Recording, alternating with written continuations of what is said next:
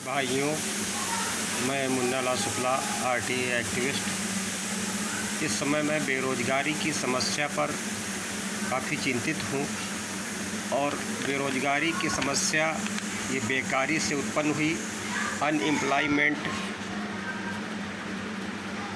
इसके बारे में हम कुछ बताना चाहेंगे। सन 1919 ईस्वी में अंतर्राष्ट्रीय श्रम सम्मेलन के वाशिंगटन अधिवेशन में बेरोजगारी अभिसमय अनएम्प्लॉयमेंट कन्वेंशन संबंधी एक प्रारूप स्वीकार किया गया था, जिसमें कहा गया था कि केंद्रीय सत्ता के नियंत्रण में प्रत्येक देश में सरकारी काम दिलाऊ अभिकरण स्थापित किए जाए। सन 1931 में भारत राजकीय श्रम के आयोग रॉयल कमीशन ऑन लेबर ने बेरोजगारी की समस्या पर विचार किया। भारत ने अंतर्राष्ट्रीय श्रम संघ का बेरोजगारी संबंधी समझौता सन 1921 में स्वीकार कर लिया था। सन 1935 में गवर्नमेंट ऑफ इंडिया एक्ट में बेरोजगारी प्रांतीय विषय के रूप में ग्रहण की गई थी। 1942 से 1944 देश में काम दिलाऊ कार्यालय खोले गए। तो किसी देश की युवा पीढ़ी के लिए कितने दुर्भाग्यपूर्ण है कि उच्च शिक्षित होने के बाद में भी वो आत्मनिर्भरता के लिए एक चपरासी की नौकरी के लिए भी कंपटीशन में भाग लें। ऐसी एक घटना मध्य प्रदेश में भर्ती पदों की भर्ती के लिए परीक्षा आयोजित किया गया था, जिसमें MSc, MCom, MBA और इंजीनियरिंग की शिक्षा प्राप्त आवेदकों ने भी इस परीक्षा दी थी। ये कितना दुर्भाग्यपूर्ण है। हमारे पास महात्मा गांधी जी का सपना था। हमें महात्मा गांधी जी ने बताया कि शिक्षा श्रम साध्य होनी चाहिए, शिक्षा के साथ में श्रम आवश्यक होना चाहिए। लेकिन गांधी जी की शिक्षा को न मानकर भारत ने मैकाले की शिक्षा पद्धति का अनुसरण किया, जो दिमागों को गुलाम बनाने की सोची समझी साजिश थी। आज शिक्षा संचालन के सूत्रधार विश्व बैंक, निजी स्कूल, बहुराष्ट्रीय कंपनियां और गैर सरकारी संगठन बन बैठे हैं। भारत में बेरोजगारी की दर 9% से भी आगे बढ़ रही है और कोरोना काल में वो बढ़ते 20% तक पहुंच गई है। तो इस प्रकार ये बेहद हमारे सामने स्थिति, गंभीर स्थिति पैदा हो गई है कि हम बेरोजगारी से कैसे निपटें। और सरकार के पास अभी तक कोई उपाय नहीं हो पाया है। ये जब सरकार ने एक अच्छी पहल किया है कि नई शिक्षा नीति ला करके उसमें कुछ रोजगार के अवसर प्रारंभ से ही देने की बात की गई है, लेकिन वो कितना अनुपालन उसका होगा ये अभी सोचनीय है। तो हमें उसको अनुपालन कराना होगा। और हमारे जो शिक्षित बेरोजगार हो चुके हैं, उच्च शिक्षा प्राप्त कर चुके हैं, उनको रोजगार आवश्यक रूप से उपलब्ध कराना होगा। अगर वो नहीं उपलब्ध करा पाते हैं तो तब तक उनको बेरोजगारी भत्ता जीने लायक कम से कम 10,000 रुपये मासिक दिया जाए, ताकि वो सम्मानपूर्वक जी सकें, अपने देश के विकास के लिए आगे बढ़ सके, अपना योगदान लगा सके। आज युवा शक्ति के पास, भारत की युवा शक्ति ऐसी है जिसकी पूरी दुनिया में इसकी लोहा माना जाता है। यहाँ की युवा शक्ति ने विदेशों में जा कर के अपनी क्षमता को सिद्ध किया है, आगे बढ़ाया है, बड़े बड़े खोजों प्रयोग किए हैं, उन देशों को आगे बढ़ाया है। लेकिन ये दुर्भाग्य है कि हमारा देश उनकी क्षमताओं को नहीं पहचान पाया और हम आज पीछे जा रहे हैं।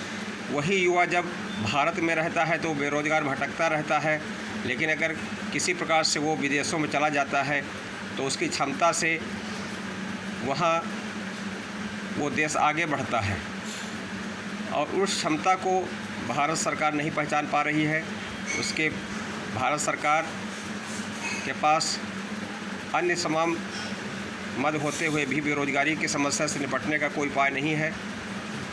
इसलिए हमको इस बेरोज़गारी की समस्या से निपटने के लिए आवाज़ उठानी है, मिलजुल कर आवाज़ उठानी है।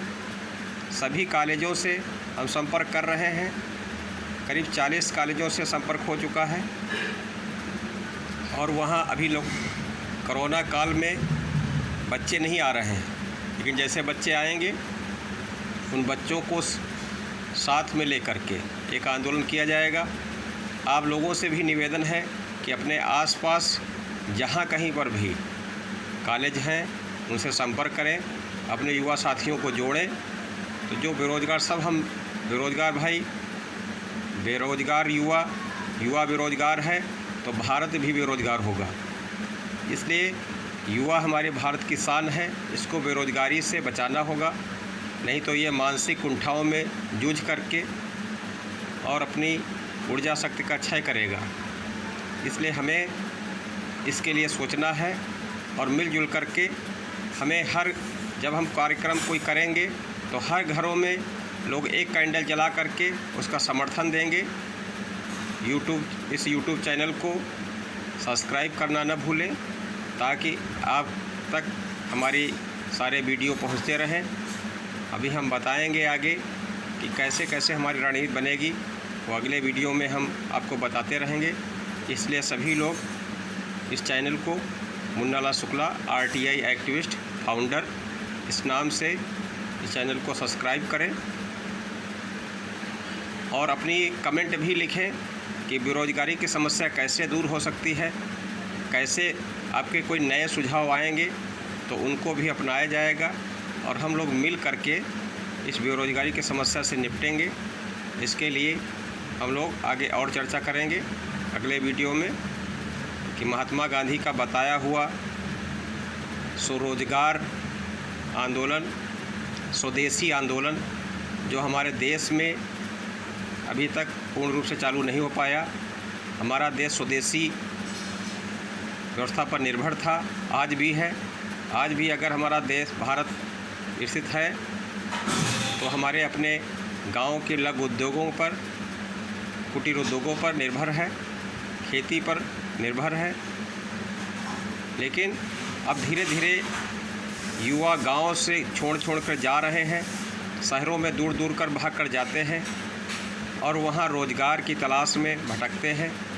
बहुतों को रोज़गार मिलता है और वहाँ भी उनका शोषण होता है, पूंजीपतियों द्वारा उनका शोषण किया जाता है। और अभी कोरोना काल में बहुत सारे पूरे दुनिया के सभी भारतीय अपने भारत में आने के लिए चिंतित हुए। भारत में कई प्रदेशों में से महाराष्ट्र, दिल्ली ऐसे शहरों से पैदल चल करके अपने गांव की ओर पलायन करते हैं, गांव की ओर जाते हैं और वहां उन्हें आश्रय मिलता है। तो हमारे गांव उनके लिए आश्रय स्थल हैं, पहले भी थे, आज भी हैं। तो हमें ज़रूरत है अपने गाँव को खड़ा करने की। इन गाँव में गाँव को बचाना है, इन रोज़गार देना है। गांव स्तर पर ही लोगों को रोज़गार देने के लिए तैयारी करनी है। गांव में ही लघु उद्योग स्थापित करने हैं, छोटे छोटे उत्पाद हमें बनाने हैं। हम उत्पाद बना सकते हैं, उन उत्पादों के बारे में हम बातें करेंगे और हमें और लोगों को चाहिए कि वही उत्पाद, उनके बनाए हुए उत्पादों का ही प्रयोग करें ताकि उनके बनाए हुए उत्पाद आसानी से बिक्री हो सके और कोई भी नौकर न रहे, स्वयं अपने हाथ का बने हुए उत्पादों का सेवन करे और वो स्वयं मालिक बने। उसे सरकार को बढ़ावा देना होगा, उसको कम ब्याज पर ऋण उपलब्ध कराना होगा, उसके लिए भी हम लोग मांग करेंगे। तो रोज़गार के लिए पूरे प्रयास हमको करने हैं। धन्यवाद। जय भारत।